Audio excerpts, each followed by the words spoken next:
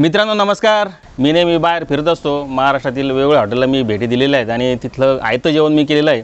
परंतु मी आज स्वतः इथे चिकन भाजी बनवणार आहे. लातूर येथील एका शेतकरी पुत्राची कंपनी आहे. माऊली स्पेशल काळा मसाला आहे. 2 प्रकारच्या मिरचीचा वापर केला जातो आणि जवळपास 22 प्रकारचे खडे मसाले आहेत. मित्रांनो माऊली मसाला जर तुम्हाला मागवायचा असेल तर समोरच्या नंबरला तुम्ही कॉल करू शकता.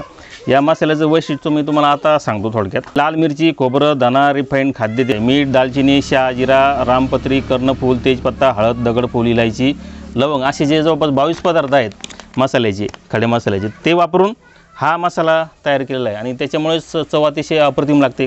तर गाव पण खरं म्हटलं तर आता हरवत चाललेलं आहे. परंतु शहरातील व्यक्तींनी आपल्या गावाकडे गेल्यानंतर जुन्या मित्रांना सांभाळलं पाहिजे. जुन्या गोष्टी आपण जपून ठेवल्या पाहिजे आणि अशा ग्रामीण पद्धतीचा आपण अनुभव घेतला पाहिजे. कारण शहरामध्ये आपण हॉटेलमध्ये जाऊन हजारो रुपये मोजतो आणि स्वयंपाक त्यांच्याकडून तयार करून घेतो किंवा आपण तिथे पैसे मोजतो. परंतु जर आपण गावाकडे गेलो अशा पद्धतीचं चुलीवरचं जेवण जर केलं तर ते खूप आपल्याला एक वेगळा आनंद देत असतं. तर मी खास इथे आता अशा पद्धतीनं घरगुती जेवण बनवत असतो, स्वतः बनवतो.